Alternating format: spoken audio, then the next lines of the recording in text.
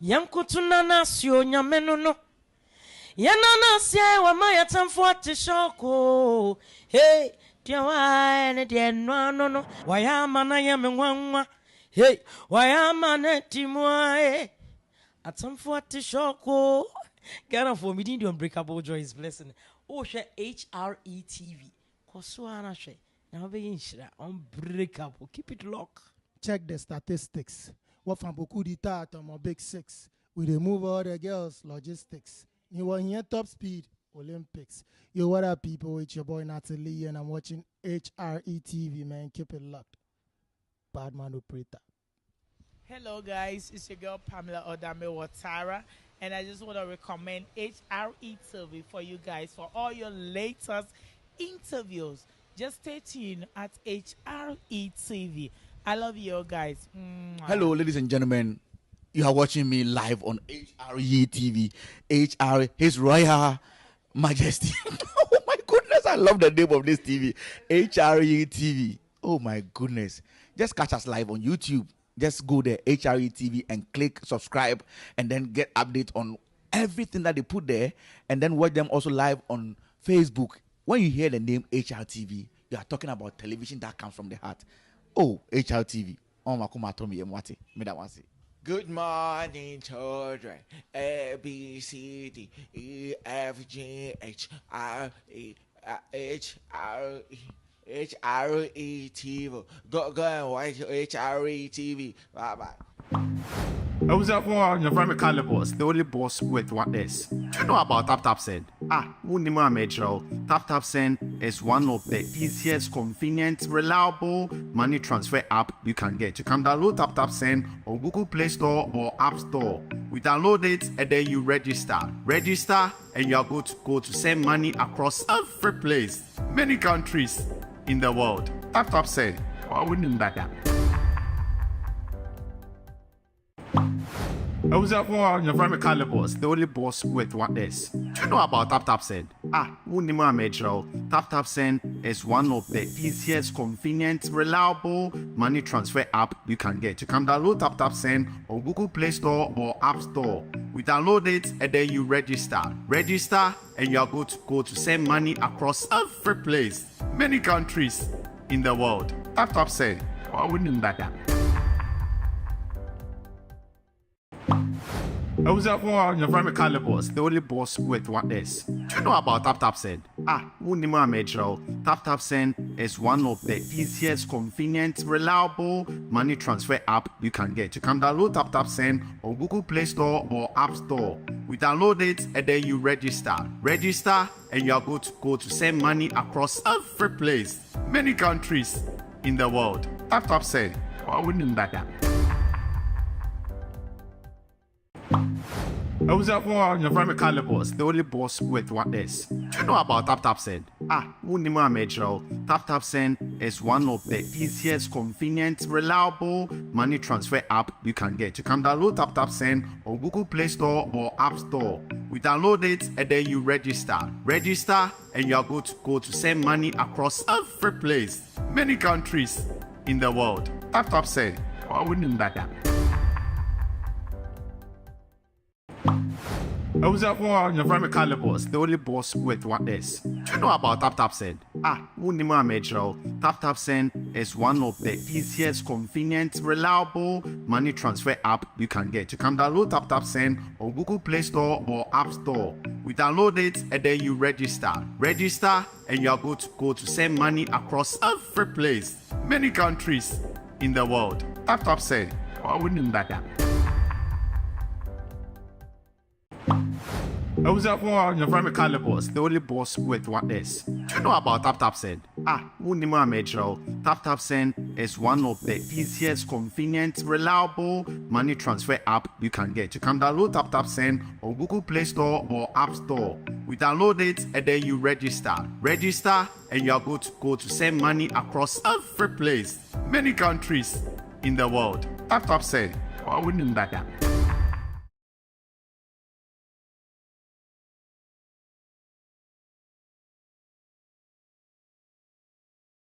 Doing it.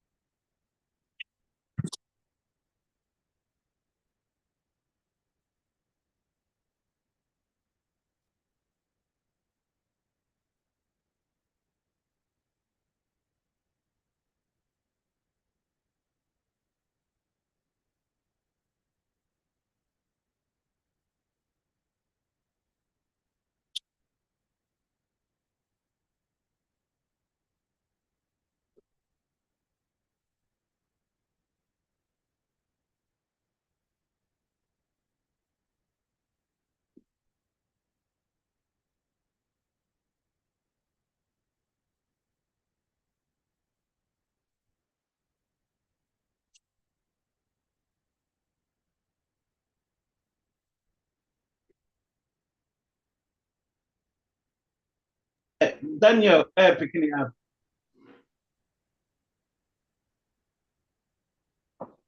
Abusuafo, good evening for baby. I would see me every good morning, good afternoon, everywhere you find yourself. I'm saying Makodi Ghana, PK. So for some time now, I'm saying me Monte Minka, inti Medinchia, every Ghana, the mam. A Jumana Honsuntin and Enamo, inti Sanity. Small updates. We are time ni sure because here see any lawyer no go through until we are your surprises after lawyer no, so you stay obi be obey stay no, like we used to do no, there will be a surprises be. Okay, now we talk about two things here on the app.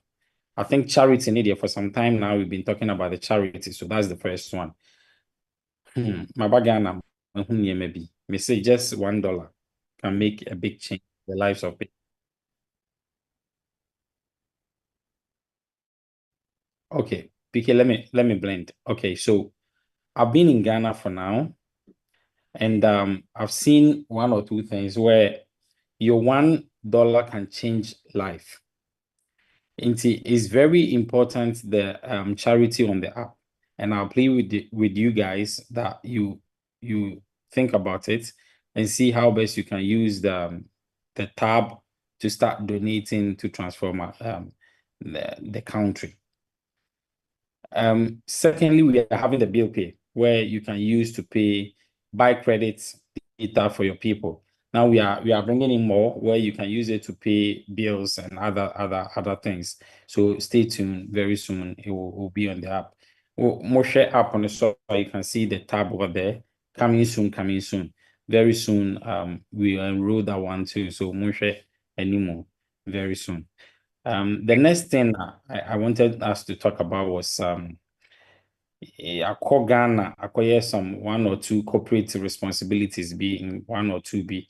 We've been to Akwesi there, which was a glamorous event, attended by great leaders and the president, the president, the current president of Ghana, and entities in Ghana. So it was also good to find us there too.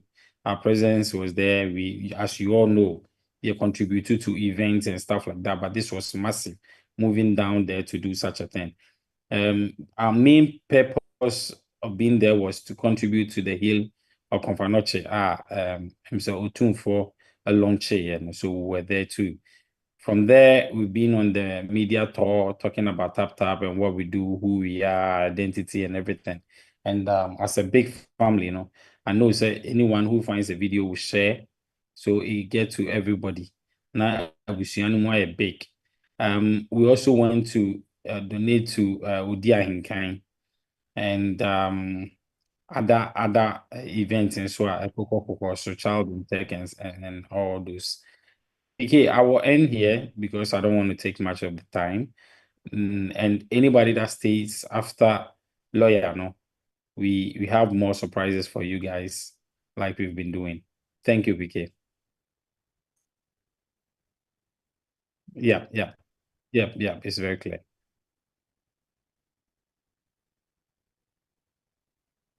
Perfect. There will be a surprise over there. Yeah, there's gonna be a surprise today.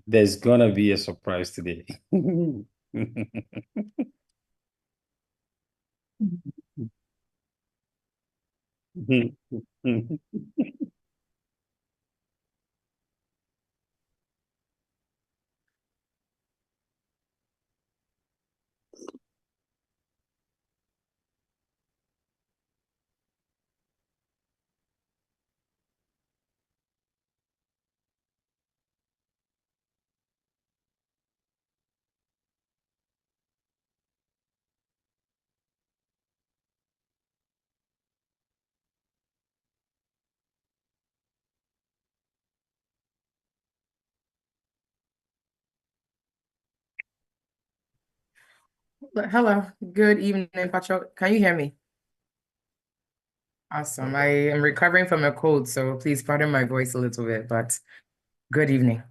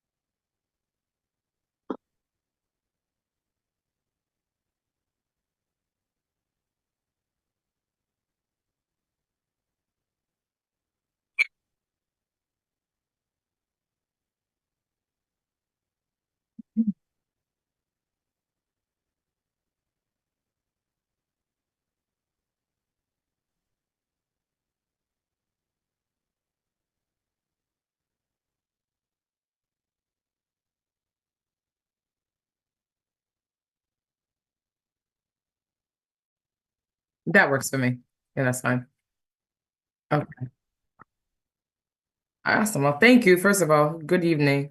I would say I don't know how to say good evening in Chi. I know Machi is good morning, so I won't embarrass myself, but it's good evening. And that one. Thank you again, Tap Tap. It's always fun to come and connect with you all. So before anybody asks, I'm not married to a Ghanaian only. I'm Ghanaian too. So please, Mpacho me Ghanani. It's just that my tree is not as sweet as PK. So we're going to manage a profosa. All right. But yeah, like I said, it's always a pleasure to connect with Tap Tap. And I think the last time we spoke, it was a different president in office, and now we are speaking a week after. Sure.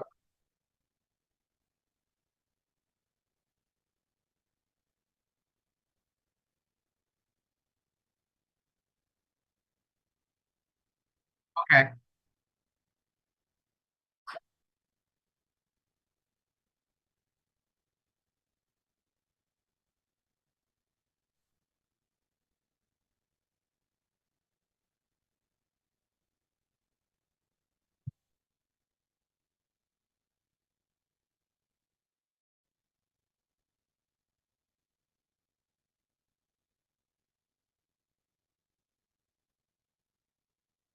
Okay.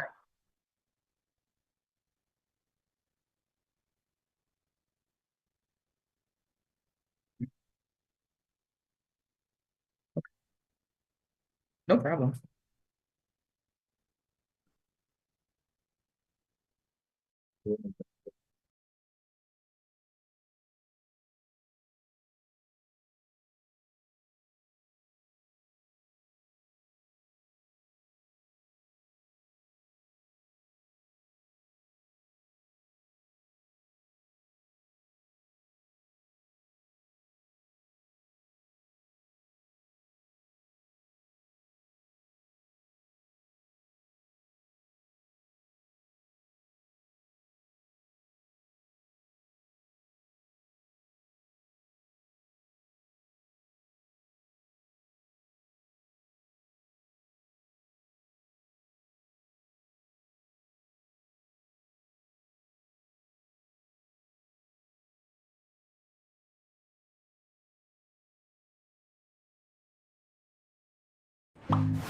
I was at one, your friend Calibos, the only boss with what this. Do you know about TapTapSend? Unima Metro. TapTapSend is one of the easiest, convenient, reliable money transfer app you can get. You can download TapTapSend on Google Play Store or App Store. We download it and then you register. Register and you are good to go to send money across every place, many countries in the world. TapTapSend. Why wouldn't that? I was at one, your friend Calibos, the only boss with what this. Do you know about TapTapSend? Unima Metro. TapTapSend is one of the easiest, convenient, reliable money transfer app you can get. You can download TapTapSend on Google Play Store or App Store. We download it and then you register. Register and you are good to go to send money across every place, many countries in the world. TapTapSend. Why wouldn't that? I was at one, your friend Calibos, the only boss with what this. Do you know about TapTapSend?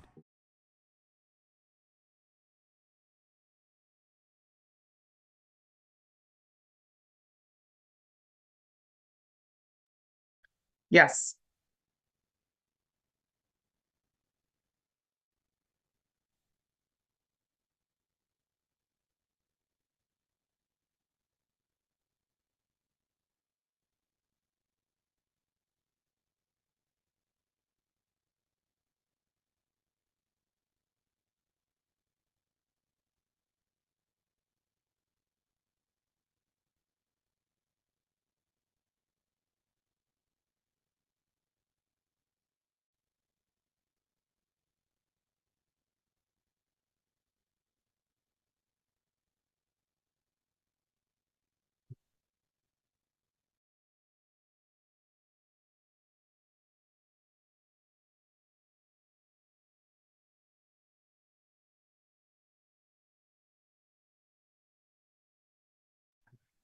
Okay.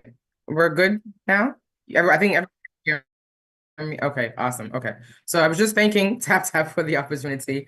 And I was saying that the last time that we spoke was before the current presidential administration changed.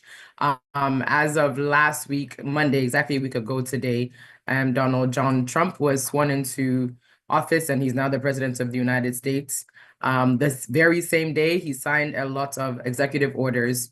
An executive order is basically a law, or it's a document that has the effect of law just by the president signing it. So usually in the United States, for something to become a law, it has to go through the proper channels. So it has to either Senate will produce it, or the House. If Senate produces it and they say, yes, we agree on this act, on this plan, on this proposal, then they send it to the House. If House says, okay, yes, we agree, then that means that Congress has decided that we agree on whatever this plan is. Then they send it to the president and the president will sign it and then becomes law. That is usually how things become law in this country. But an executive order it skips that. It skips the Congress part and it just focuses on the president. So if you watch the inauguration last week, he took a piece, took some documents, signed it, and then it became law. Some of the things that he signed, a lot of things. I will not go into all of them because there's so many, and many of them may not be relevant to everyone. So I will discuss the ones that are most likely relevant to you or someone that you know. The biggest one that's the most controversial is the birthright citizenship one. Okay, so so as of now, right? If a person is born in the United States, whether your mother is from Ghana, Togo, Colombia, wherever, as of today, if a person is born here, that person becomes a citizen that day automatically. You don't need to file anything if you're born in America or on U.S. Territory. So if you're born anywhere, mainland United States, or any land that the United States owns, if you're born there, you're considered a citizen automatically. You don't have to do anything. Your birth certificate is proof that you are a U.S. citizen. Well, last week, he signed an executive order saying that after February 19th, so that's in about 3 weeks or so, if a person is born in America after February 19th, if that person's mother does not have permanent residence or U.S. citizenship, then that person's father is not a U.S. citizen or has permanent residence, then that child is not a U.S. citizen. So if for example, say if you come to America with a visitor's visa and you are, let's say, 6 months, 7 months, 8 months pregnant, and the father of the child is in Ghana, the father of the child is not a U.S. citizen, the father of the child is a Ghanaian living in Ghana, or even if the father of the child is a Ghanaian living here in America with you, if the mother is here on a visitor's, yes?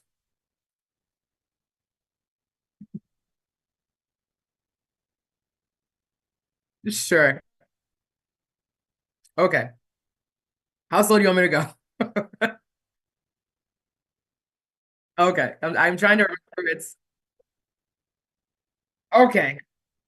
All right, so we can do a 2-part series. Okay, then I'll probably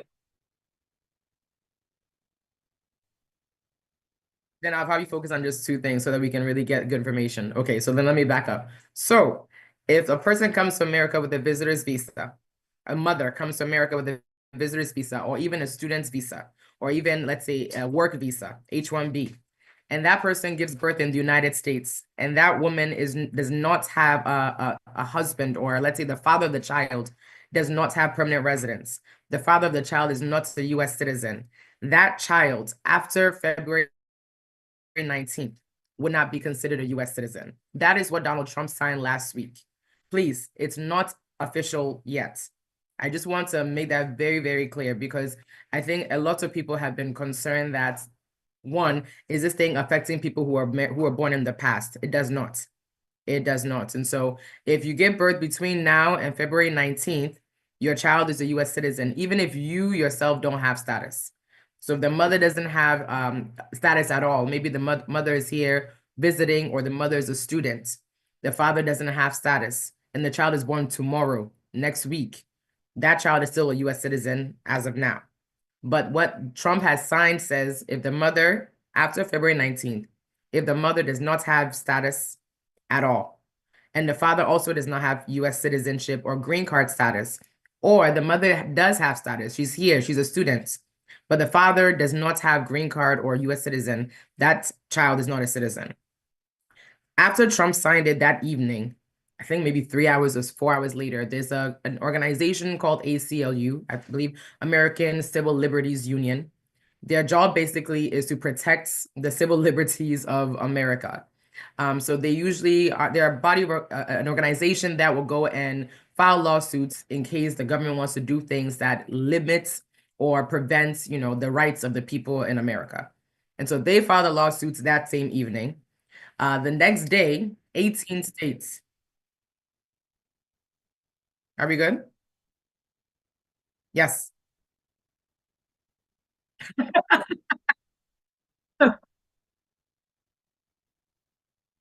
Okay. Okay. So the next day on Tuesday, 18 states in the United States filed the lawsuits against what Donald Trump signed that Monday.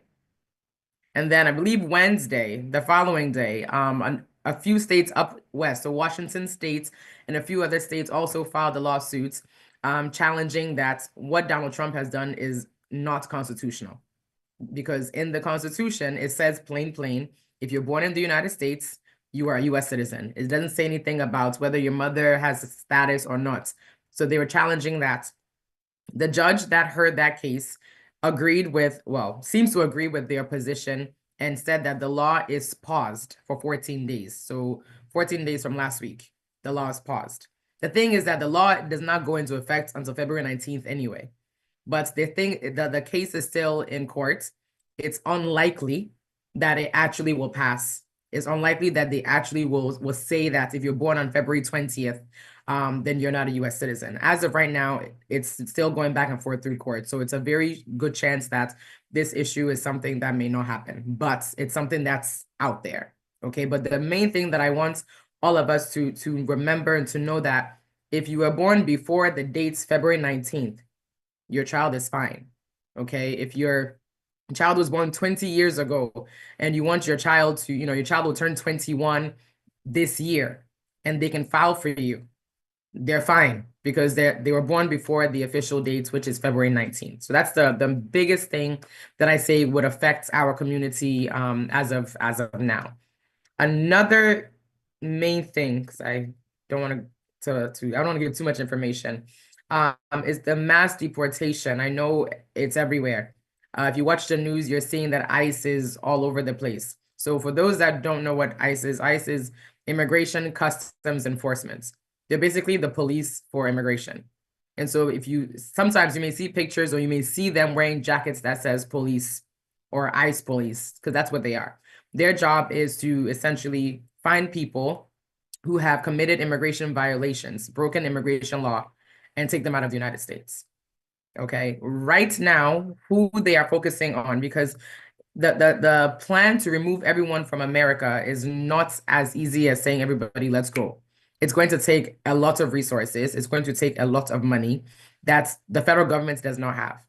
And so they prioritize who they want to take out first. And so if you're watching some news networks, you'll notice that the people that they say that they're taking out first are those who have committed crimes.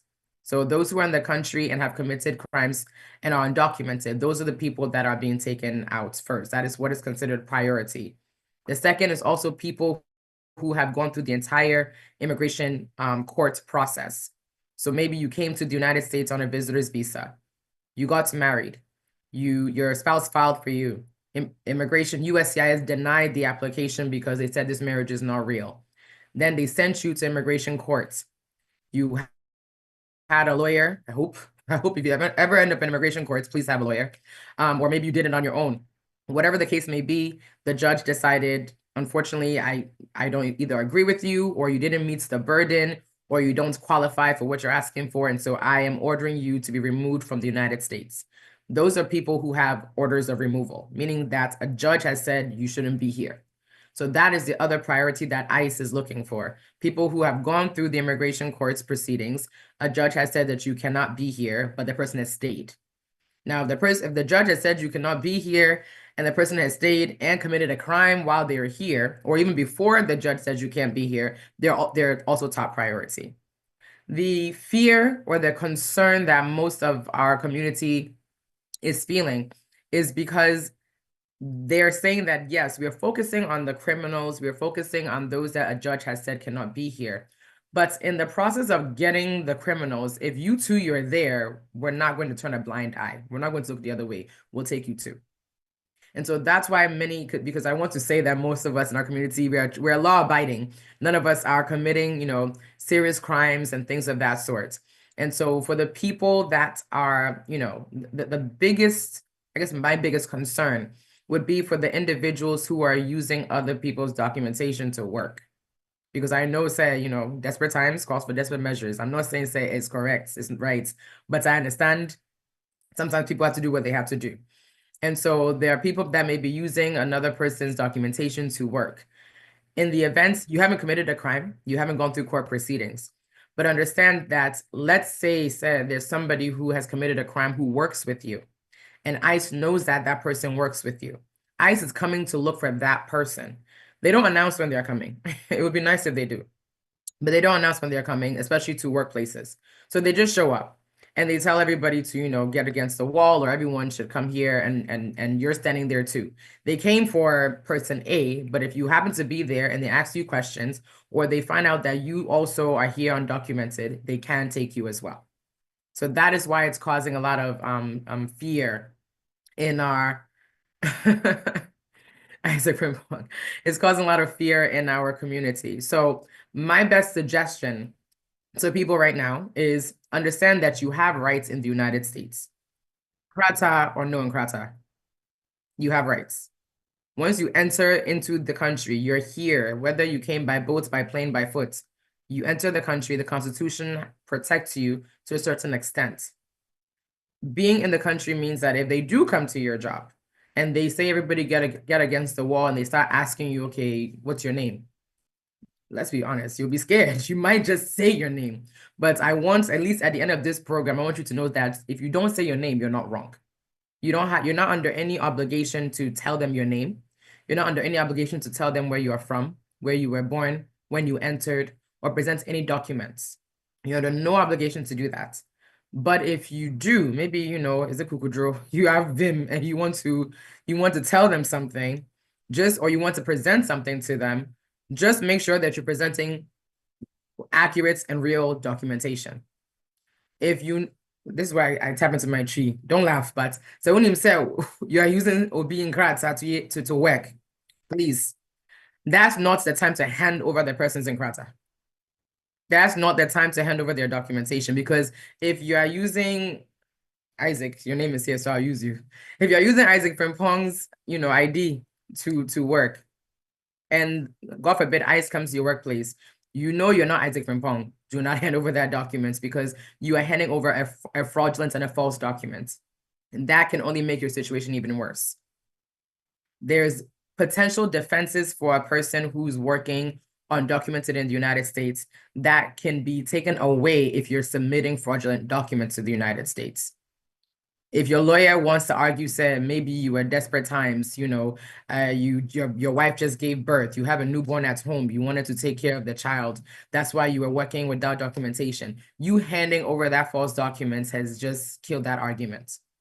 And so when they come, or if they come to where you work, you are under no obligation to present anything to them. You're under no obligation to answer any questions.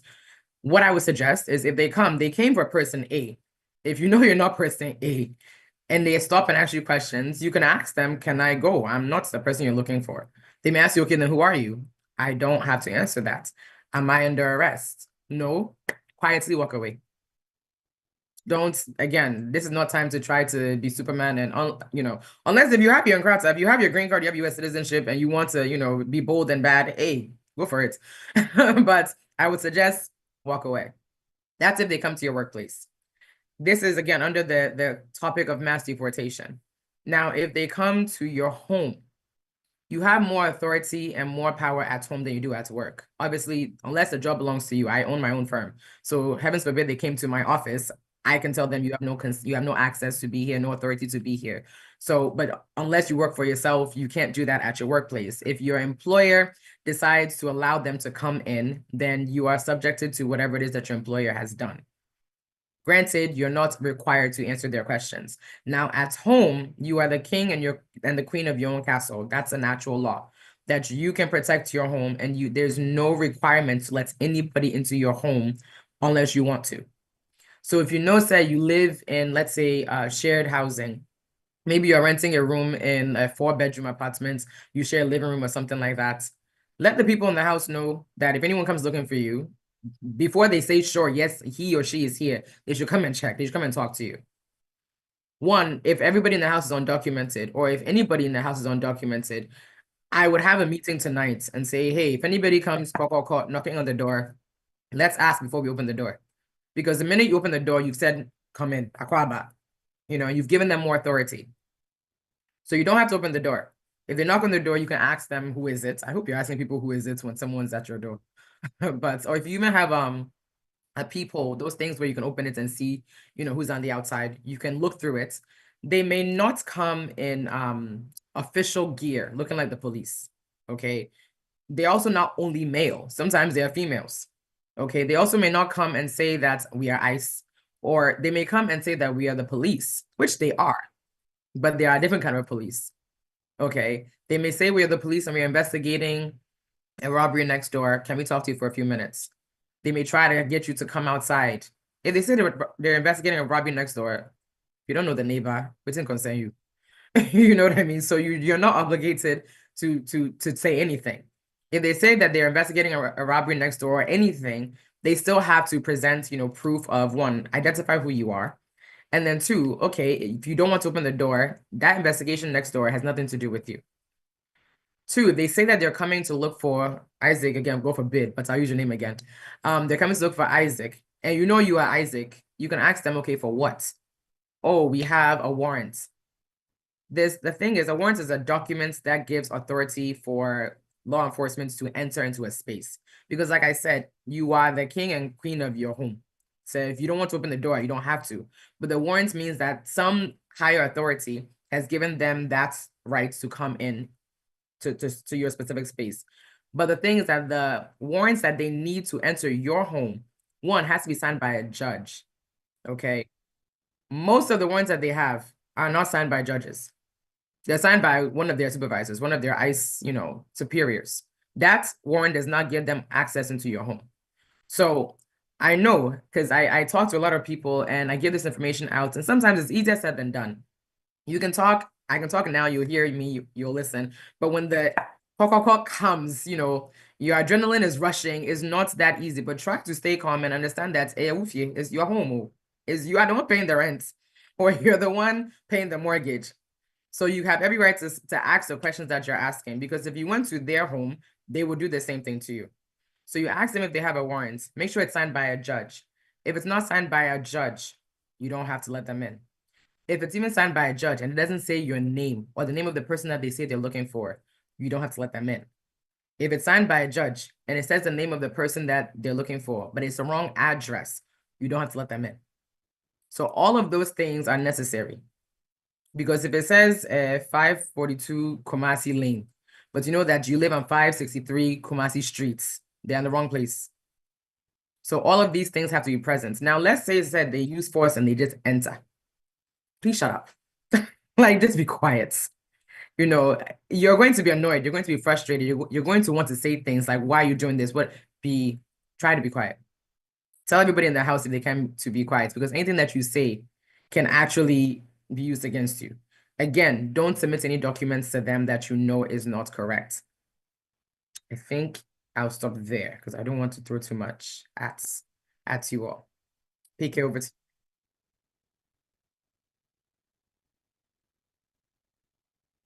Yes, I can.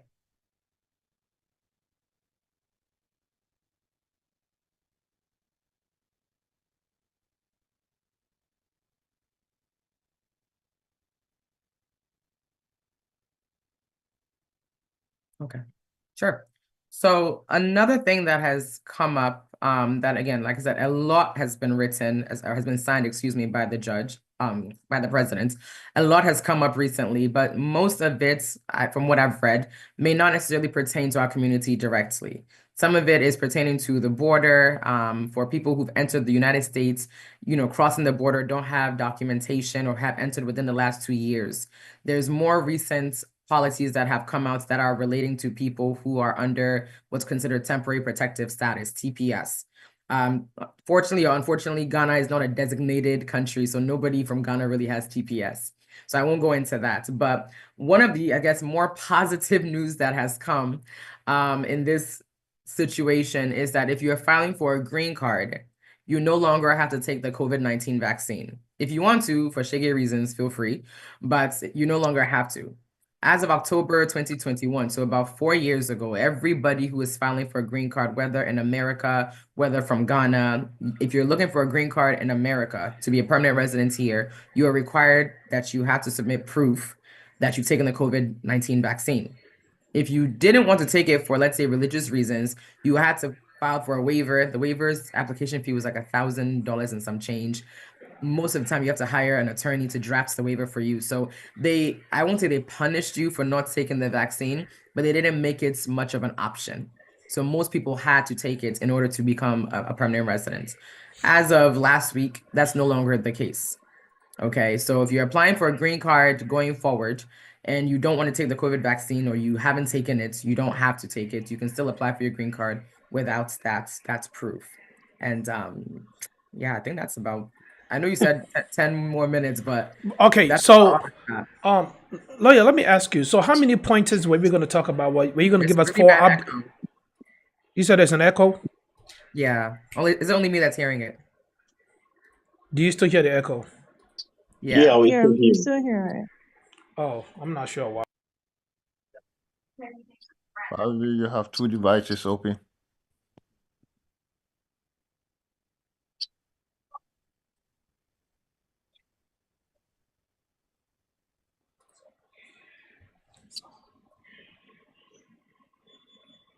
What do you want? Not you now, please. I'm talking to the lawyer. Can everybody mute themselves, please? Lawyer, can you hear me? Yes, I can. How many policies were you going to talk to us about? How many updates of the policies? So birthright citizenship, expedited removal, but that's pretty lengthy. There's something called the Laken Riley bill, mass deportation, and then the green card applications that I've covered. So what I didn't cover was about 3 things because they're a little bit in depth and to Okay. a certain extent, So they may not so necessarily so just to to whet resolve our it. appetite about those 3 things, what are the 3 things that we're going to be talking about next week before we get into our questions? So there's this, it's a bill, and usually for anybody who follows me or has ever watched any of my contents, I don't talk about things that are not official or are not likely to become official because I don't want to scare Okay. people. There's Okay. enough scary things out there. You don't need me to add to that, Gotcha. right? But the Laken Riley bill is on its way to potentially become an official something. So that's why I'm bringing it up now. It's right now, if you remember in the beginning, I said for something to become law in America, Senate has to bring it up, it goes to Congress or vice versa. The 2 parties have to agree. The 2 bodies have to agree, then they send it to the president. Well, Senate and House have agreed that this policy should become a law. And I'm going to try to read it specifically. Okay, so it says that DHS, which is basically immigration, okay, must detain an individual. So they have to literally take a person into detention who is unlawfully present. So you are in America without documentation.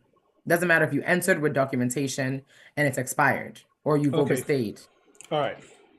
So at least we have an idea what we're going to be talking about next week. Okay. So before we go into the questions, and I want to say we're going to be reading the questions simultaneously from Facebook, Zoom, and YouTube. So we'll try as much as possible not to skip anyone. Also, just so you guys know, A-Class will be putting up the Zoom chat that way in case you want to be part of the Zoom family, not the Zoom chat, the WhatsApp chat room. That way, if you have any questions you want us to discuss on the show, you can add it to it and we talk about it. So please make sure you look out for that on the Zoom chat, and we will be also try to put it on Facebook and YouTube as well. So let's start from the top. Abraham wanted us to do the show in English. That is fine. The next one is from Bernice Owusu Nimako. Bernice says, please, I'm F1 and my husband is F1. We sent our 3-year-old boy to Ghana in 2023 since we are all in school, and he can't go to school because he was less than 4 years old. He's not an American citizen. Our visa will expire next year, but we are still in school. We are planning to bring him in June since we can enroll in school in September. Please, what advice do you have for us? Thank you.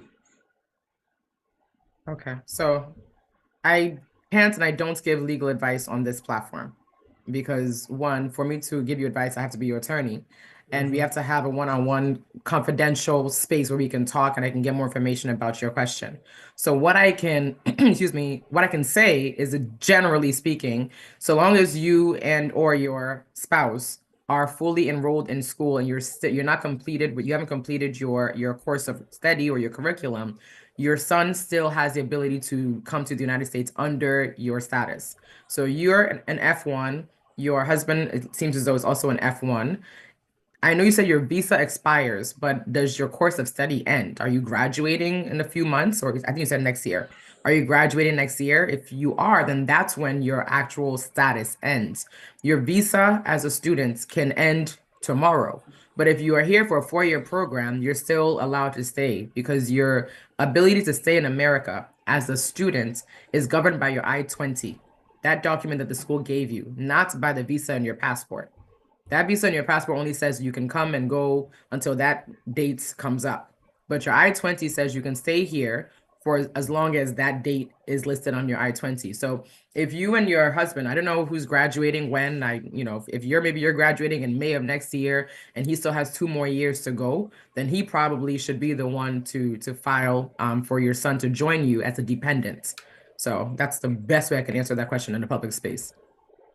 All right. So, then we had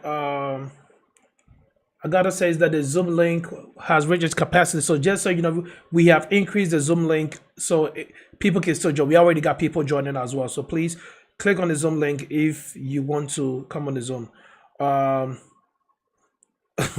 I cannot read this comment from Isaac Frimpong. So was Isaac the person that you was using as your example?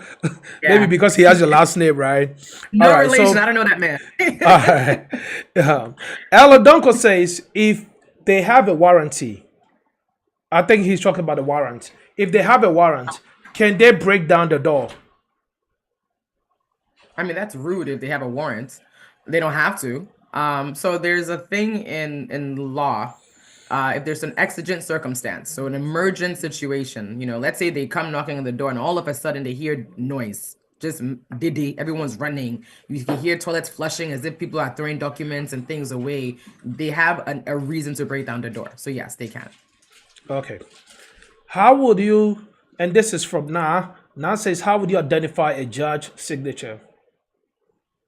Good question. So it'll say underneath it, or it'll say honorable or a judge, or it'll say something that will let you know that it's a judge.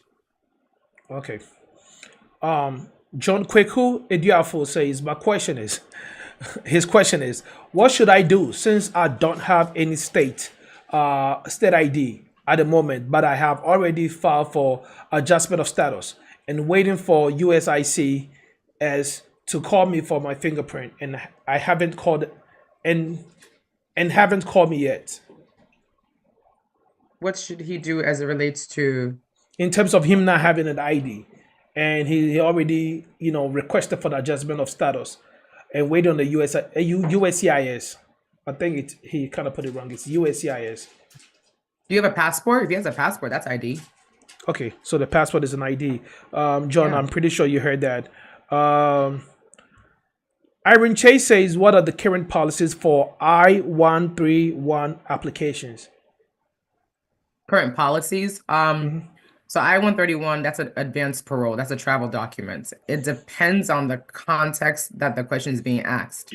Because advanced parole can be used for DACA, which is deferred action for childhood arrivals, people who came here before 2012 at a young age, and I won't go into all of that, but there's advanced parole under DACA, then there's just advanced parole under adjustment of status. So if it's under adjustment of status, which is the application for a green card, then it means you're basically asking permission to travel while your green card application is still processing. As of right now, there's no change. The form was updated a few months, sometime last year. The form was updated, but there's really no change. Would I suggest that you should use it in travel while your green card application is pending in this administration? Not really, unless it's an emergency and you really have to go. Okay, we're still on Zoom. Bernice Owusua Nimako says, any advice for economic hardship application or work permits in case someone sponsor can't take full responsibility and there if no work and if there is no work on campus to assist? You said campus, so this sounds like a student visa question. I'm not clear on the question. Is there? Can you repeat the question again? So the question was, she wants to know if there's any advice for economic hardship application or work permit in the case someone sponsor can't take full responsibility and there's no work on campus to assist. I see. Okay. Well, one, don't you start working until you get work authorization. So it sounds like the person's filing or is requesting work authorization because the person that was supposed to help them pay for school is now not able to, or they had a scholarship, but the scholarship didn't come through. If that's the case, you have to prove to immigration why either the scholarship is not coming through or the sponsor is not able to assist you. And then you essentially have to show them why you need to work, because understand that you came on an F1 visa to come to school. So why is it all of a sudden that you need to work? And in order for you to even get that F1 visa, you have to prove to them that you can pay for school. So why is it all of a sudden that, you can't? So show them what has changed. You need to prove what has changed. Why can't you afford school?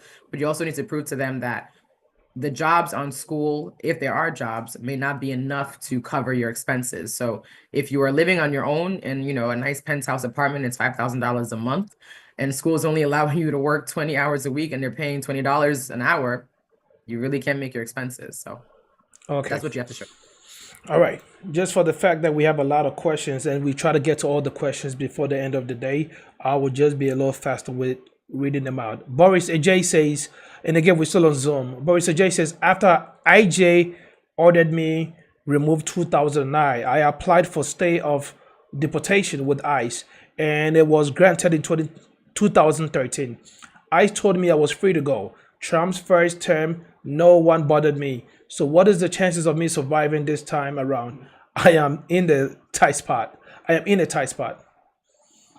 Yeah, you are. Because in the beginning, what I explained were the priorities for removal, for the mass deportation plan.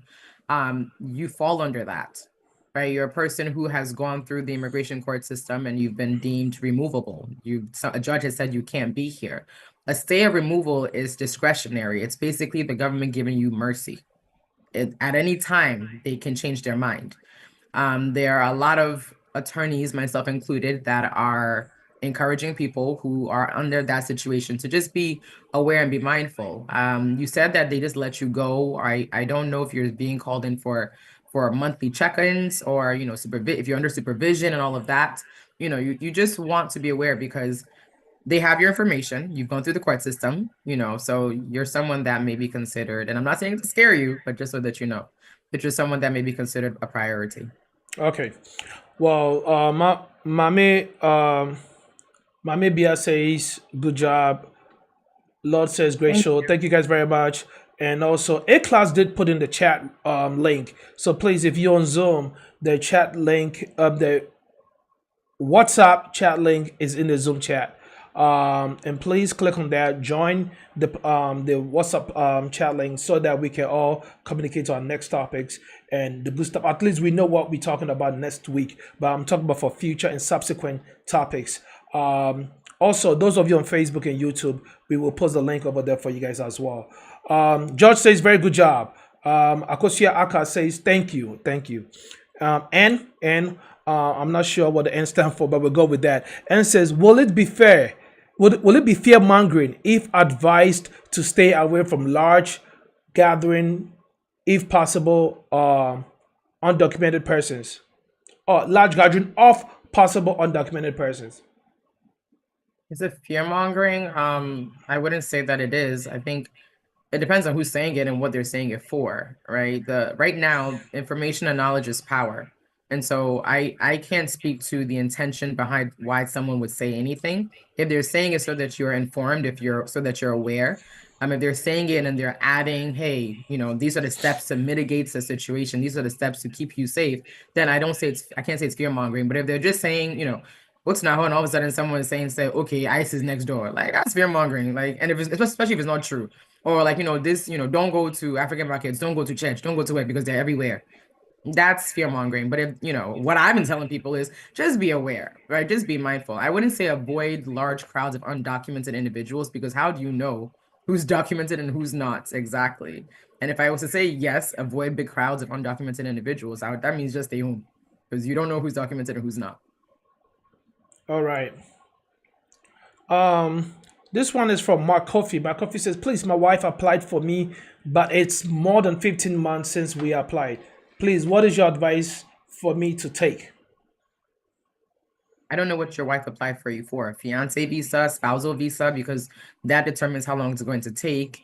I don't know what you're waiting to hear back. Are you waiting to hear an approval of the petition, or are you waiting to hear back from the consulate for an interview? So the question is pretty vague. All right, my coffee, come again. Bernice Owusu says, please, my son has a dependent visa already. So this is in retrospect to the previous question that she asked concerning her and her husband in school. Just that we sent him back home and he has spent 2 years in Ghana. Our visa and his visa haven't expired yet. Can he come in? I was worried about the number of his absent. Oh, no, his status is tied to yours.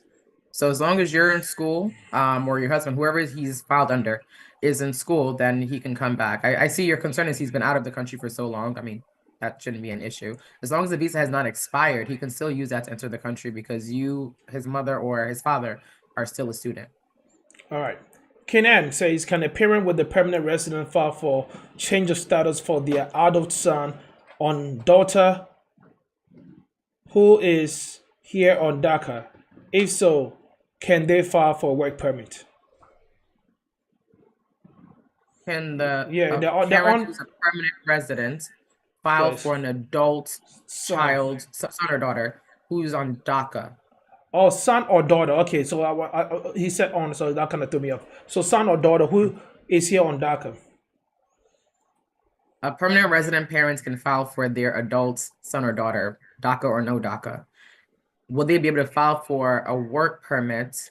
No, not yet, because there's a priority. This question is really in depth, so I'll try to make this fast. But there's a priority list as far as visas being available. An adult son or daughter of a green card holder is like third on the priority list. And so your son or daughter will be waiting for a while to get a visa, which means that they can't complete the process here in the United States and then cannot apply for a green card in the United States based on your application for that son or daughter.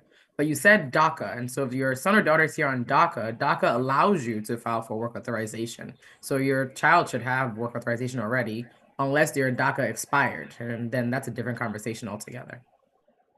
All right. This is from Newman. Newman says, will an F2 visa holder who came just month and has 4 years be affected by any of these policies? An F2 visa, you're still in lawful status. If you're F2, you're either the spouse or the child of someone who's in school, of an international student. So as long as that person is in school and they're an international student and they're in good standing, you're allowed to be here. So you're fine. All right. This is coming from Caroline Watban on YouTube. B1 and B2 visa, can they still travel freely? In the country? Yes. I'm assuming, is that the question? Yeah. Yeah, I mean, if you're here, if you entered, let's say yesterday, and they gave you full 6 months, which means you're able to be here till July, yeah, you can travel. Just, All right. just be careful where you're going. That's all. V says, my work permit is expiring in April. Should I apply for a new one now? Yes, generally you want to apply for work authorization at least 3 months before it expires, sometimes even 6 months, depending on the status. But it would also depend on what your work permit is based off of. So the best way I can explain work permit is like with a cake, okay? So there's a cake, which is either you're in court and you file the defense, and that defense allows you to work while your case is pending in court, or you have a pending green card application and the government allows you to work while your green card is pending, or you're here like on a work visa, like a H-1B or something like that. That's completely different. So if yours is based off of a pending green card, or if it's based off of a court case, if either one of them have not been resolved, if let's say the green card decision has not been made, then yes, you can file for the renewal of your work authorization. If your green card has been denied, then that work authorization is of no value and you can't file for a renewal. So it all depends on the circumstances associated with the work permit. Okay, I'm gonna take two more Zoom and one YouTube. Then after that, we're gonna go to Facebook and ask some Facebook questions too as well. Sure. So Rachel says, my husband is in Ghana. He's trying to get his visa / green card to come home. Is he able to do that now? I wouldn't see why not. There's nothing that you said that would make me think he can't. I mean, he's there's no, to my knowledge, at this exact moment at 7:02 at January 27th, there's no active travel ban in place that affects Ghana. So I don't see why he wouldn't be able to. All right. Louisa says, if you have a state ID that will expire soon in about 4 months and you plan on marrying ASAP at this time for change of status, is it a wise or risky move? Are you married for marriage, or you're married because of change of status? Yeah, I'll leave that with you. Well, I knew you advised that communication until I make us out of, but I think so. Worry because I was so worried into the young kind of side name. Okay, so you have a ID. You're getting married and you're going to file. Is it wise to file for the renewal of the state ID? Is that what she's asking? Yeah, so Is that the question? the ID never sooner. So she's trying to find out if she should go ahead and get married before she file for it. Do you want me to just pull up the? It doesn't make a difference. If I'm understanding the question correctly, your state ID doesn't really give you any sort of status. It's just an identification and shows that you live in the state that you got the ID from. That's it. But if you're going to get married and start I'm assuming the green card process, there's no bearing. Oh, it's a non-legit ID. Okay, I'm leaving that one alone there. She just put in the chat that it's a non-legit ID. Well, we gotta proceed because I know said the last 5 minutes you're gonna put your information out there so that people can reach out to you for personal questions. That way, the answers will be tailored per their request. Agatha says, my favorite YouTuber says, for the citizenship at birth, not all the states have filed against it. So, is it already approved in those states that haven't taken any action against it? Can it be approved in some and not in others? Is that a state order or federal statute? No, so this is a federal matter. Correct, not all states have filed against it, but excuse me, even let's just say no state had filed. Let's say none of the 18 states, there's no injunction, what have you. The law was not supposed to take effect until February 19th anyway. Okay, so if no state had challenged it, there was no pending lawsuits, the earliest that this thing would become a reality for people would be February 19th. It's a federal matter, so it's not statutory. So even if, let's say, I'm not the best at math, but I think 15 minus 18 is like what, 30 something, 32. If the other 32 states agree with this plan, it's federal law. So if those 32 states decide to enact that in their own states, which I cannot see that passing because it goes against the Constitution, then sure, but it's very unlikely. You can't create a law that cuts off rights given to people by the Constitution. You can't do that. You can give them more rights than the Constitution does, but you can't take away powers that the Constitution has given people. You can't do that. All right. So this is coming from Facebook. Kobe Asenso says, very nice program. Thank you, PK and Lawyer.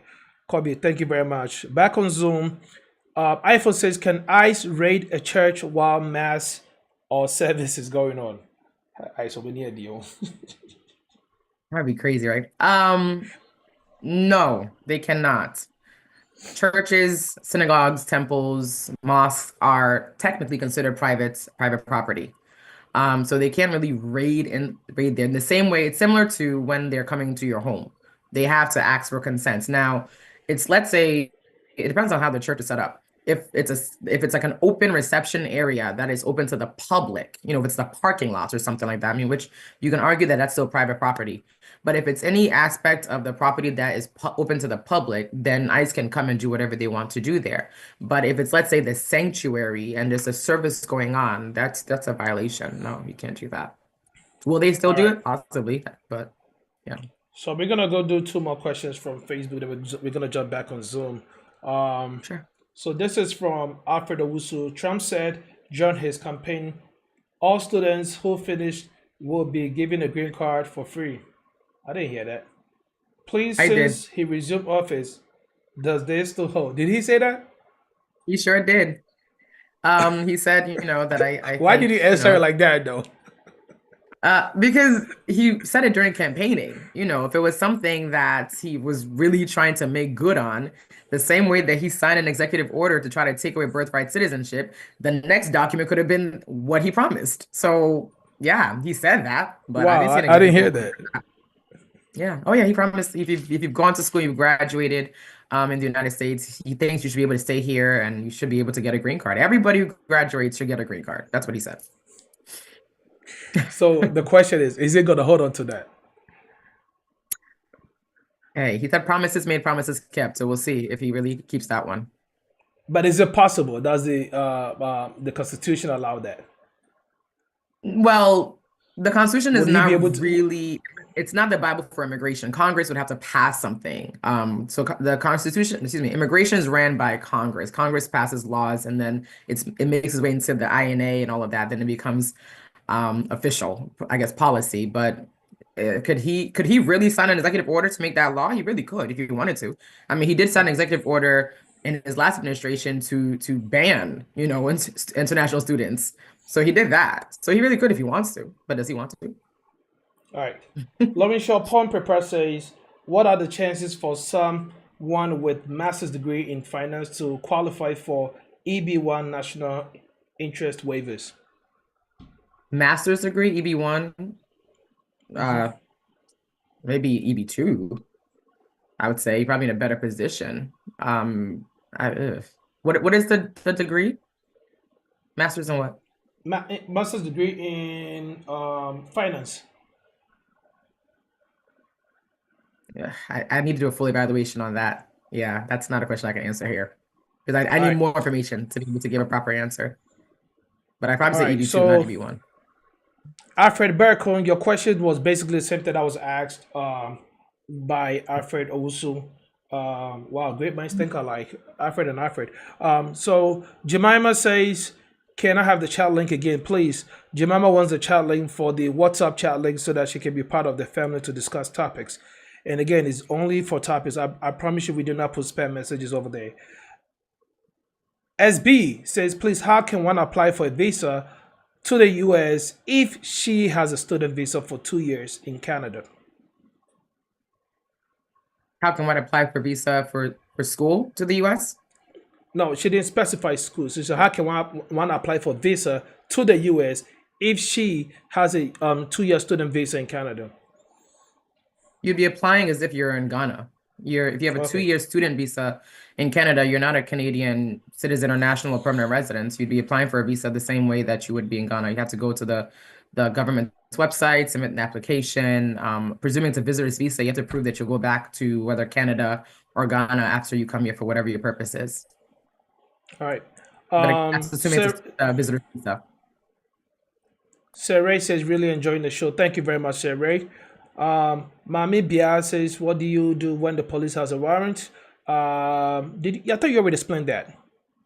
Make sure the warrant is legit. Police, yes. Make sure it's, Yeah. Make sure it's a so judicial for warrant. the purpose of the time, I'll just skip to the next one. Agata says, is there a deadline for the deportation? What if you get married? Will you be safe? Not necessarily. If you've been ordered removed out of the United States, which means again you've gone through the court process, a judge says you have to leave, and then you get married, you would have to go back to the court, have them reopen the case, cancel the case, and then allow you to get a green card. So I can't say that simply getting married if you've been ordered removed would it's like that simple. I can't say that, but it's a step-by-step process. If you're asking, is it possible? It is possible. I'm not sure what Boris Jay's follow-up is to a previous question, but he says, I have finished all the supervision stuff, and ICE gave me back my $15,000 bond. I really don't remember that conversation. Is that the person that I think was ordered removed, but then ICE let him go? I think the person I said is a priority, because if you went through court and the judge said you have to go, again, that's who they are saying that they're looking for. All right. Producer, can you please send the chat link again? Jemima is also asking for the WhatsApp chat room link. Nana could just say, please, I want to know if I can marry my US girlfriend now to save myself. Did you not want to marry her before? I mean, this sounds like we're a survivor. I was a party I pause, right? It's like, oh, poor girl. Yeah. Hey, if y'all want to get married, go ahead, I guess. Boris J says it's been 12 years. I think, I don't know, can be from 2009 to 2013. Yeah, I think so. He's the one that said something like the last time I was on as well. I think you're gonna have to call my office, but I can't answer your question with bits and pieces. So please let me throw this out there before I continue with the questions, right? If you have any sensitive question, so question don't you say more Mr. For office no na the office no anyone discuss it why Mr. Would be tia na say nipa no enhye dan teach nipa pa catch no watwe man why Mr. One because questions they be on them crap how they talk about it no who implicate ho why Mr. Bobebre. Nana says hello, I have H1B and I work 40 hours a week. If I enroll in school, would that change my 40 to 20 for students? What's the last part?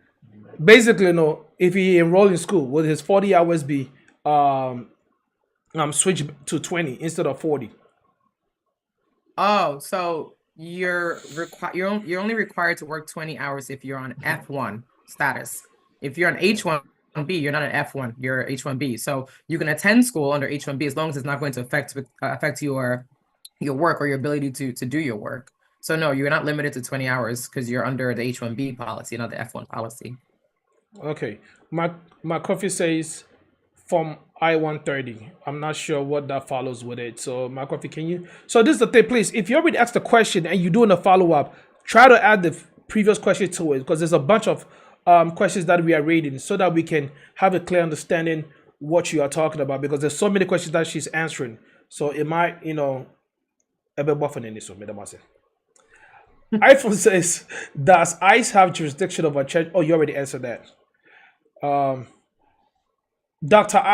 A iPhone says, very informative, expect advice. Yeah, that's it. Wow, I love this. This is my favorite Zoom account name, Gideon and Benedicta. Can you please share your social media handle? Doc, please, your social media handles and information. I think for your work, the Bethel Law. Oh, okay. I just posted it there. So our Instagram is just Bethel Law Immigration. That's our Instagram. I think this. If you search Facebook, that same thing. Bethel Law Immigration. You'll find us on Facebook as well. All right. Ernest says, "Good job, very educative. I have learned a lot. Will there be a section for us to Ernest, Toronto, Canada? Do you practice in Canada?" I do not. Well, so this question goes to Director Danny and A-Class. They should try to let us find a lawyer from Canada to do something for the Canadians too. I think that's a legitimate question. Back to Bernice Owusu Nimako. Thank you. God bless you abundantly. And please can have the WhatsApp link, please. Jemima is coming. I think it's already there by now. I haven't gotten to it yet, but I think it's already there. Benjamin Asari says, if you have a status, do one have to remain silent or let them know your status? And how would they authenticate the information given them? I don't know which status you're talking about. So I think that is a little bit ambiguous with the status. If you can refine what kind of status you're talking about. Vivian Apia says, please, you have your EAD and state ID. Can for 5 years you fly? Can for 5 years? I think the message is kind of like, let me go ahead and do some addition over here. Can you fly domestically though? I think the EAD and state ID is for good for 5 years. So EAD, employment authorization documents, work permits, it doesn't give you status, right? And I think that sometimes people get that mixed up and say that, okay, I've got my work permit, so that gives me status. It doesn't give you status. You get status. But she has a state ID though, so can she fly domestically? Again, it depends if she has status. The EAD is based off of what? Is there green card pending? Is she in court? So it all depends on what because just telling me you have a work permit doesn't mean that you have status per se. So I can't advise you to get on a plane if you're undocumented, because again, you know, CBP, ICE, they can play at airports. So it depends. And again, state ID also, you don't necessarily, in some states, you don't need status to get a state ID. So simply having work permits and state ID doesn't tell me that you have lawful status here. Enough for me to say you can travel. Okay. Okay, all these messages are already asked. This is from Gideon. Gideon says, what effects does the signed bills have on naturalization applications? What effect does what was the first part? The bills that are signed. What effect do they have on naturalization application? So none of the executive orders, to my knowledge, have any bearing on many of the USCIS applications and benefits.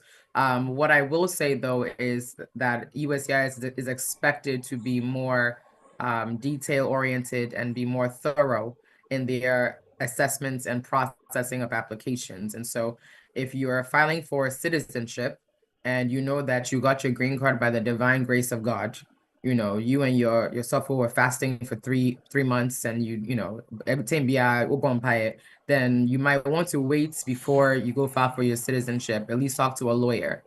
Because when you go file for your citizenship, they have to go back to that file that they've had as to how you got your green card. And they have to go look through all of that again to see, say, were you even supposed to get a green card?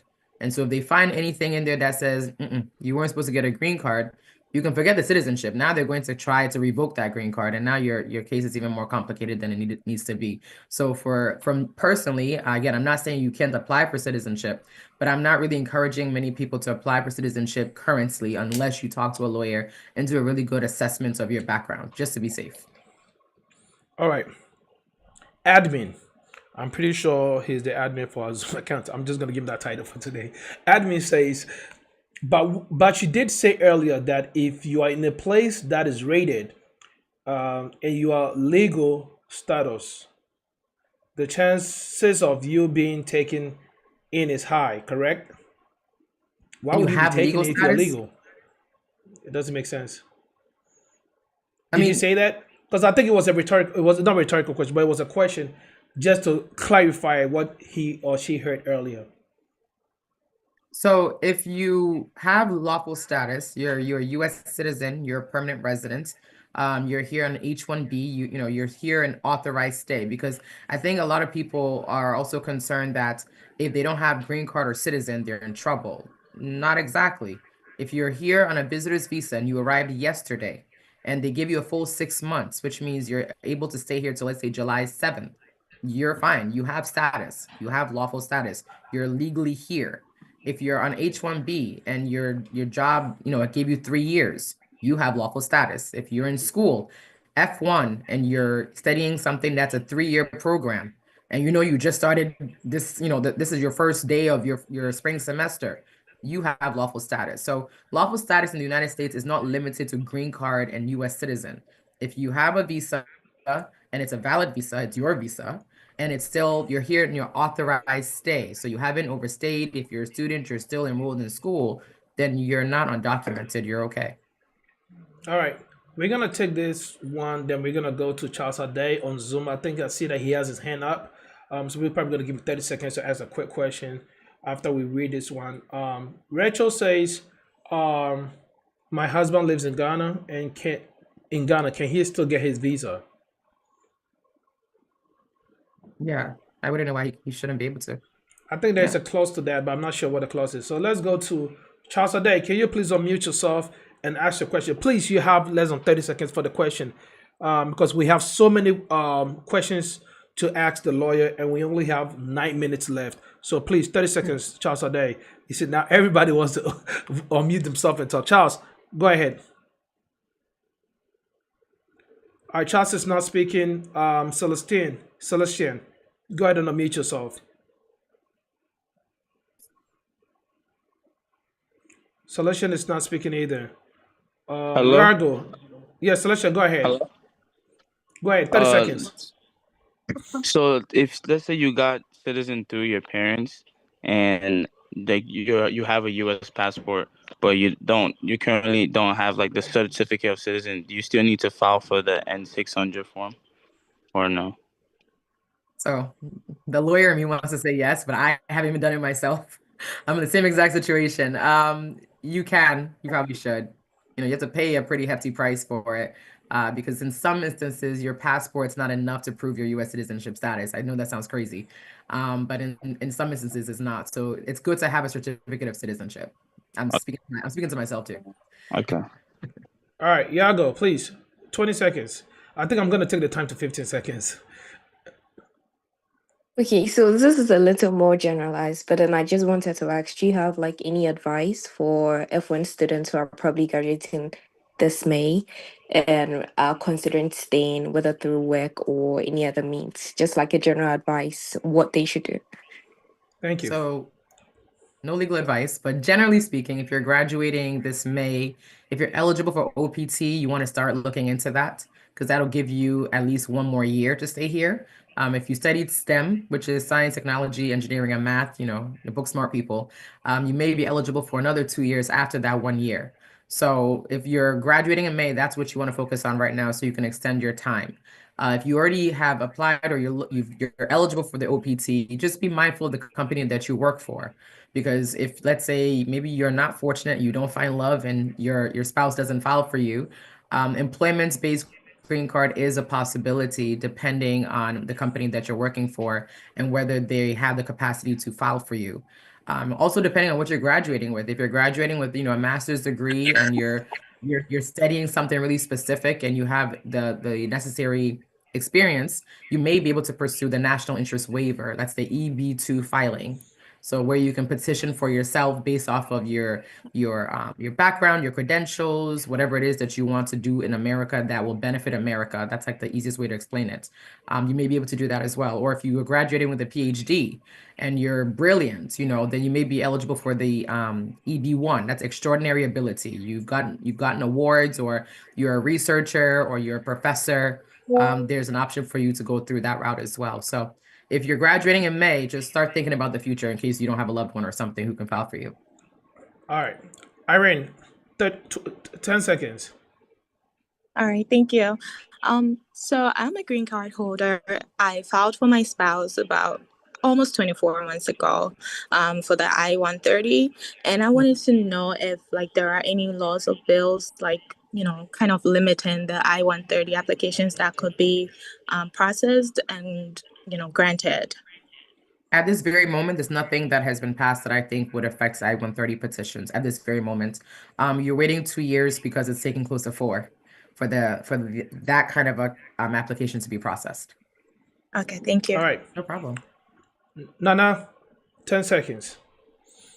Hey, this 10 seconds question. Thank you very much. H1B, please, Rhoda, would you advise any international travel now? Oh, H1B holder. Right now there's no travel ban, so I can't say that you can't travel. if you're H-1B and it's still valid and you have lawful status, yeah, you should be able to travel. Look, I'm not gonna scare people. I know what the news is saying, right? I know what they're putting out there, but you're H-1B, you're working, depends on, again, where, depends on where you're traveling to.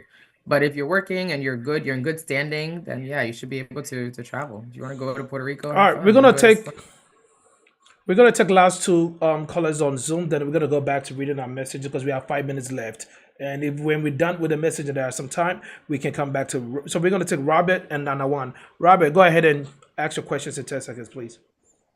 Right, thank you. So, my question is, how strongly will you advise an F1 student to apply for the DV lottery? And does it in any way affect your status as an international student? Does it mean you've declared immigrant intent or something? Yeah, I get that question a lot. One, I'm not going to advise anything because I'm not your lawyer. But the law does say that, well, the law says you can apply for DV lottery if you are from a country that it's eligible. If you're in the United States and you are a student, you have lawful status, you can apply for the DV lottery. I won't say that you can't. Doesn't necessarily mean that you have immigrant intent. Simply applying, and it depends on who you ask. But from my understanding of the law, simply applying for a lottery does not determine, that you have immigrant intent. It's different if you get selected and then you go through the process of officially paying the fees and doing all of that. Then you've demonstrated immigrant intent, but it's a lottery. You could not win. And then what, So I think if you're here in school and you want to go for it, go for it. All right, Nanawan.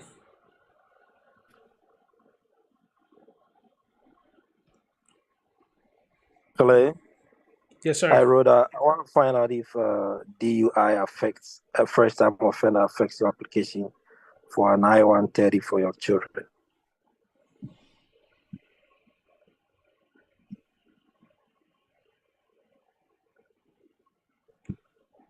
Lawyer, did you hear him? She's muted. Oh. I'm not sure why she's muted. Thank you. No, I muted myself for a second, and I think I didn't realize it was a feature on. So I'm sorry. Can you ask the question again? I apologize.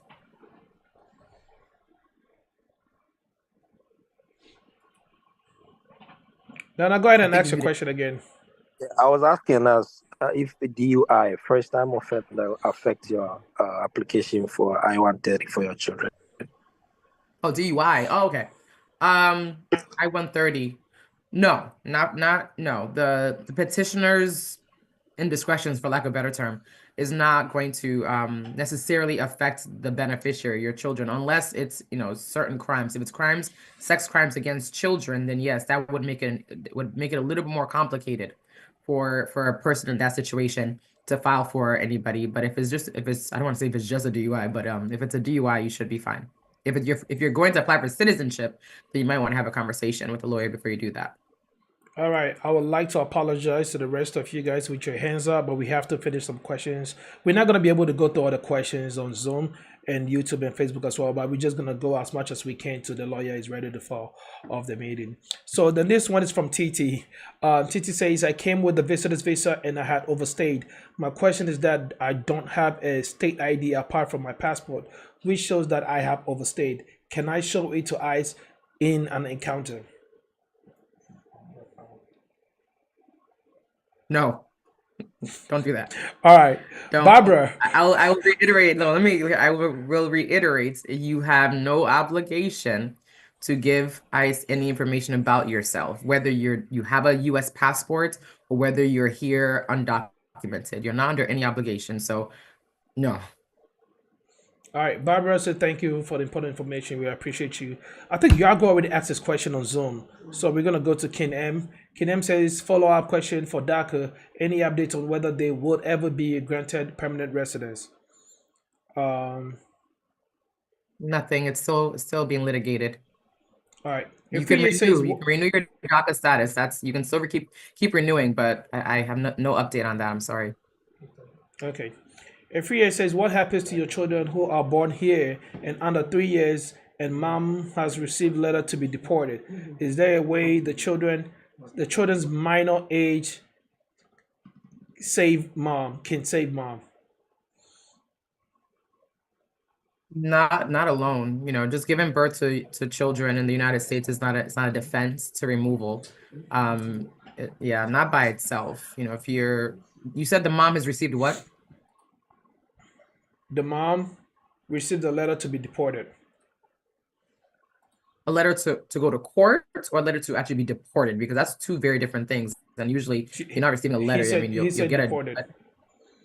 If he said deported, so they didn't say anything about court. Okay. The question's a little incomplete. I have questions about that question, so I can't really answer that. So again, please contact the lawyer for all these details. We are actually at 7:30. Lawyer, why proceed with the questions, or is it hard stop? I'll give you 15 more minutes. 15 minutes, great. Hard all right, stop cool. at 7:40. Does this stop you from coming next week, though? So I can't make next week. That's why I did this week. Because originally we were on for next week, and I realized that next week's not available for me. So that's why we're here today. Yeah. So but we'll see. All right. So Nayago says, do you have any advice for F1 students completing their program this year who are considering staying in the U.S. and exploring options for permanent residence or work authorization? I think I answered that. If I'm not mistaken. All right. Then we're going to proceed, because almost all the questions are kind of similar. So if you already did, we're just going to proceed so that we can give other people chances for their questions to be answered. AJ says, please, how does the new laws affect green card status? Second interview. So I think it was Wednesday. I went to a marriage-based green card interview that I think should have taken 20 minutes. It took 2 hours. Because the officer was very, very detailed as to what he was asking. So if this is your second interview, yes. This is your second interview. Second interview to get your 10-year green card. Second interview because you already went to your first interview and they came back and said that we have more questions for you. It just depends, but just know that if you're filing anything in this administration for a green card, it's not as simple. It's not as easy. If you're getting a second interview, call a lawyer. Talk to your lawyer, figure out what's going on. All right, Louisa says a non-legit ID. I'm not sure. I think Louisa has something to do with traveling with the state ID. I forgot. Yago says, do you have any advice for F1 students to complete the program? I think this is already asked. iPhone says, if you are waiting for a decision from Board of Immigration for a previous case, reopen, and you got married, should your partner go ahead and file the I-130 for you or wait until the board makes a decision? I can't answer that without more details. Because what is the BIA doing? What is your case doing at the BIA? You've been denied a few times to get to BIA. All right. Eladanko says they are trying to take sanctuary status from churches, but most churches are fighting. And she said, yes, he said it. Oh, I think that was with the green card for the graduation. Yeah. And Akosiaka says, yep, it's true. Wow, I guess I'm the only one lost in Jericho. Boomy's iPhone says, if you're driving a Maryland tag vehicle and you are not documented, can I stop you? A Maryland tag vehicle. And you're not documented. I don't know what the relevance of the Maryland tag. Is there something with Maryland? It doesn't matter. It doesn't matter. Any vehicle you can get stopped. Yeah, if they want to stop you, they want to stop you. That's the thing. Just drive safely is all I'll say. All right. C7 PG Tema says, what is the difference between EB1 and EB2? Great question. So they're both employment-based green cards. Okay. EB2 just has a slightly different requirements, I'll say a lesser stringent requirements than EB1. So EB1 is for your extraordinary ability person, your PhD holder, your researcher, person who's won some awards, extraordinarily beyond the average person. That's your EB employment-based petition for that, that category. EB2 is for person who also has, your advanced degree, so at least a master's degree. With the EB1, master's or higher, you're fine. But for the EB2, at least a master's degree, you have exceptional ability. So it may not be extraordinary, but exceptional in your field. You know, you have written some articles, or you've had some articles written about you. Maybe you won some awards, but they're not, you know, internationally acclaimed awards, things of that sort. But they're both employment-based petitions. Under the EB-2, there's a national interest waiver, which is a self-petition, where you can, based on your credentials, your work experience, your academic background, and all of that, you can seek to file for green card on your own without an employer. But generally, for EB-1 or EB-2, you need an employer to start the process for you. All right. This is from iPhone. What about if you have been deported, but you have an appeal from Virginia waiting on decision? Wait for the decision, and I hope to God that it's in your favor. Okay. The next one is from Monica. So we're gonna go all the way to Agata's message. Then after that, we're gonna go back to Zoom call for people to ask a question before the time is up. Monica says, if you live in Ghana and was denied a visa from Ghana embassy, he is from Liberia. Can he go to Liberia to apply for a visa again? Lives in Ghana. He's Liberian. Yeah, the Liberian question that was for applied for a somebody. business visa from Ghana embassy. I'm sorry, U.S. embassy in Ghana or Ghana embassy? U.S. embassy in Ghana, and was denied. And now wants to know if this Liberian can go back to his country and apply for the visa. Oh yes, you can apply. Yeah, you certainly can apply from anywhere that you ideally want to. So in Ghana, you were considered a third country national because you're not Ghanaian. But yeah, you can go home and apply from Liberia. All right, cool. These are the information for lawyer brother A. Frimpong. Bethel Law Group. The telephone number is +1 508 439 4445. And the email address is info@bethellawgroup.com. And the Instagram is Bethel Law Immigration. Please make sure you reach out for any subsequent information, especially that will be tailored to your question. Lynn says, if you have F2 visa, are you safe? If the person who you're related to, so if you're a minor, if you're a child, or if your spouse is still enrolled in school and they haven't completed their course of study and they're in good standing in school, then yes, you're fine. Okay. Titi says, can I walk to Department of Public Safety with a Ghanaian passport for an ID as a visitor? And after you have after you have been overstayed, yo, Titi, I like you, man. Your bravery is beyond this place. Next question. I will proceed. Agata says, lawyer, please, can you grant us a discount code if we come from Tata, please? As you know, this is a pressure time.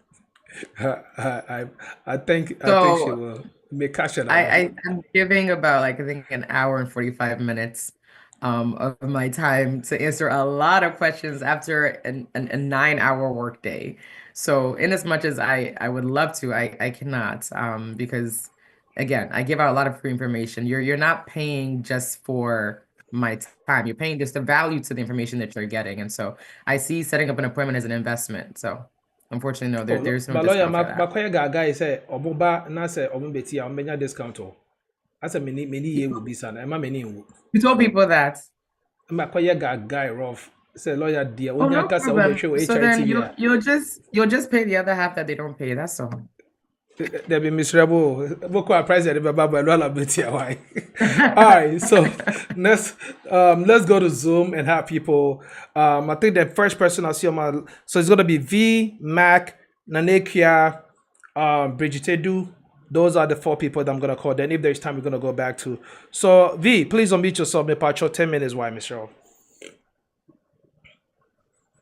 Okay, V. Okay, before cry. V, go ahead. Yeah, so my question was that, so I got married to my husband and I filed for green card. By that time, he was a green card holder. So because we don't have priorities for visa, I didn't get a green card. But I went for the interview. The interview was approved. But so he got his naturalization last year, August, but I still haven't heard anything from the immigration. So what can I do to get my case to work on? You filed, well, your husband filed the application for you when he My was husband filed for me. right, when he's a permanent resident. So you are in the system, the spouse of a permanent resident. You now have to update immigration and let them know that you're, it sounds crazy because they're the same ones that gave your husband the nationalization, but you Yes. have to update the status, the filing that you've submitted. You have to inform them that your husband is now a permanent, excuse me, is now a U.S. citizen. You technically could just go ahead and file for the green card application and include proof of your husband's naturalization certificate with it. So because you're not going to hear anything from them, you have to let them know. So how do I do that update? Call my office. I was about to say V Pacho, because she has to tell you right now, other people will not get access to it. So V. Thank you. Yes. I'll call the Mac, office. Thank you so much. Mac, please unmute yourself and give us your question. Mac 10. Okay, Mac 10 is not ready. We're gonna call the Nick here. I'm here. Nick, Sorry. please. Okay. Go ahead, Mac. Go ahead. They said All right, said, good evening. your friend want just to do a code next. Wait a moment, Lawyer, good evening. Okay, so I want to Does ask it continue and it doesn't stop? hey, if you come to the US with a G2 visa for a conference and for some reason you could not attend the conference, can you adjust your status here in the US? Maybe let's say you get to marry someone in the US. Can you adjust your status? So what I'll say is a person who's married to a United States citizen and entered lawfully and entered with inspection generally can adjust their status. There are some exceptions. If you entered with, let's say, a C1, a crewman visa, and you can't adjust your status here in the United States. But that is what I can say to your question. All right. Oh, Call okay. the So office. you mean to say I do not need any waiver because I couldn't Mac, go for for the office. conference? Mac.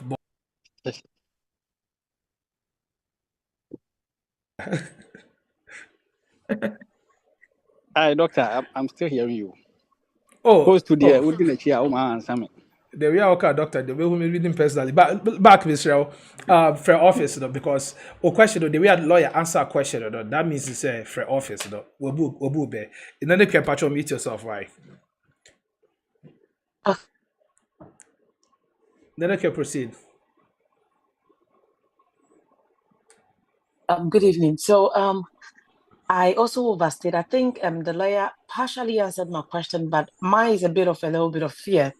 So I overstayed my visa, but I got married within my lawful permit, visa here. Right stay.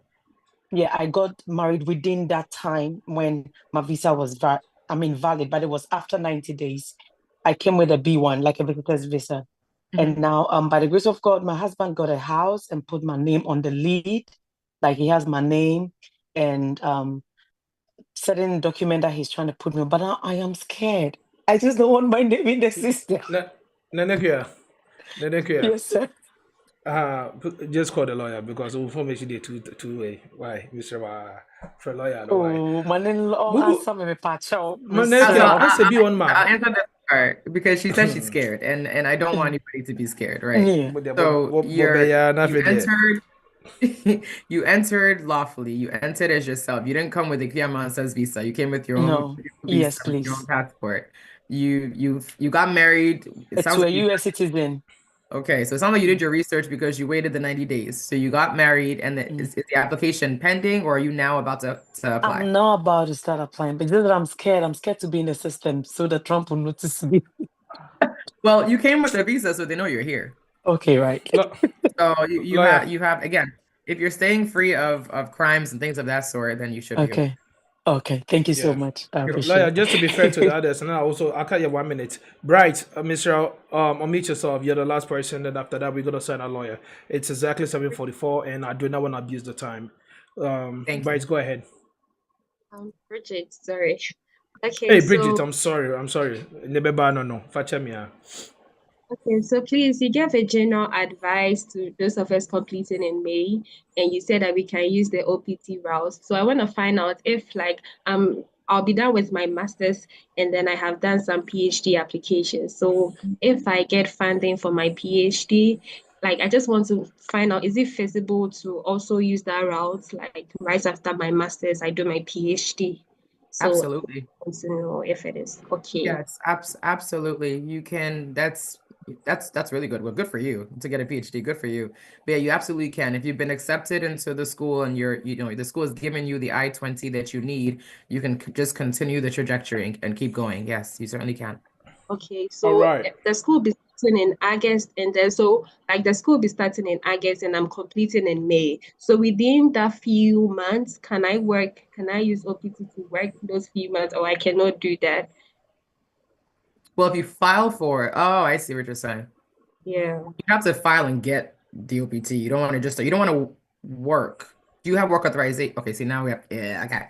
Now we got to have an appointment because I have questions. It's not as general as I thought. And it's even time, Mama And it's Bridget, 2 questions. 7:46. I have to go. Yeah, Yeah. Mama Bridget, 2 questions instead of one because I called it bright into don't know. Bridget, forgive me. If we say for Adam said I'm Mr. Emre Ayabi Ama please apologize to everyone that we couldn't answer your friend saying your question or ask your question for it to be answered.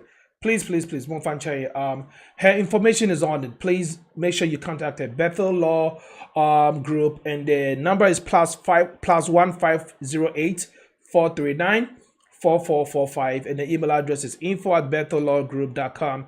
Instagram is Bethel Law Immigration. At this point, you better lawyer Sepase or send a Dajani Ebedin Kobo. A class, I mean Danny Mr. Sani up with lawyer real quick. Say Danny your A class, Monsani up with lawyer real quick, and Sana with feel Ejimedian. So now the end to us. I'm saying. In your lawyer Rhoda Frimpong, you beat me a catcher and say, Yami Insha. No, it's actually the Untiminka, but till you're into a yeah, if you could hear it, you're both for 9 years.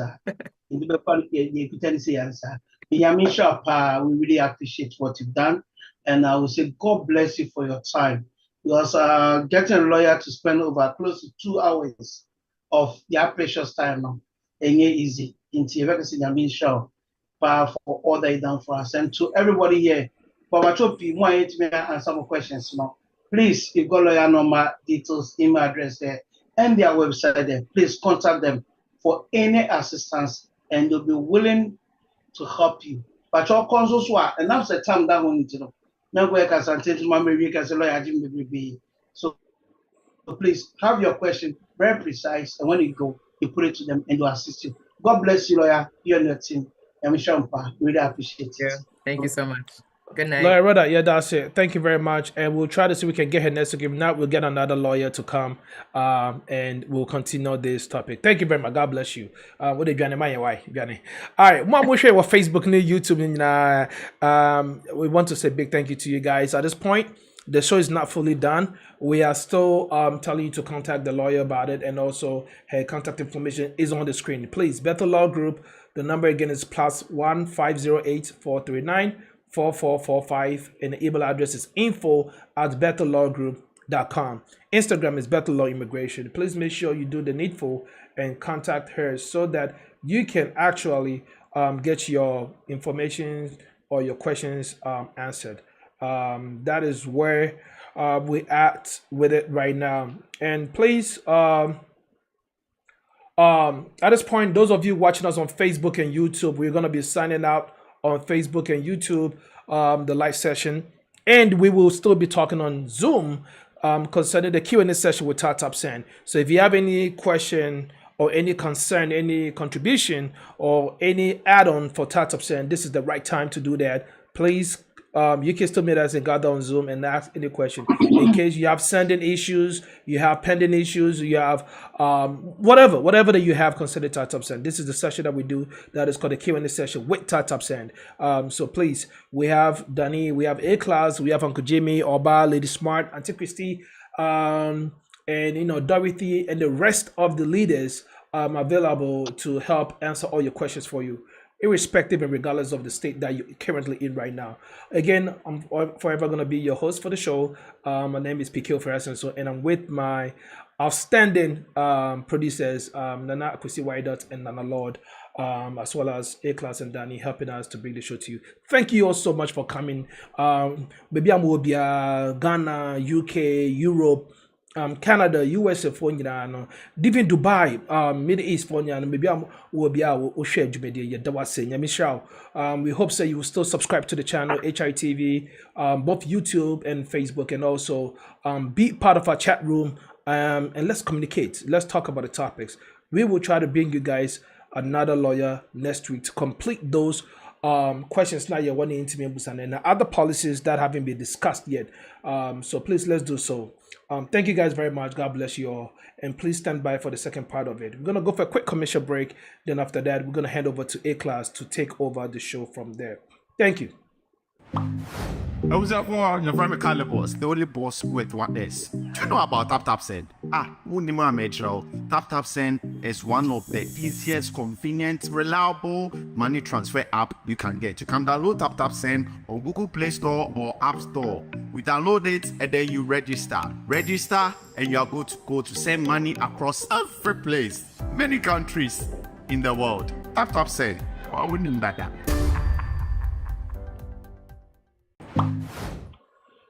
All right, A-Class, over to you. People have questions for you concerning TapTapSend. Mr. Sabre, no, you behind it, Kasabuna.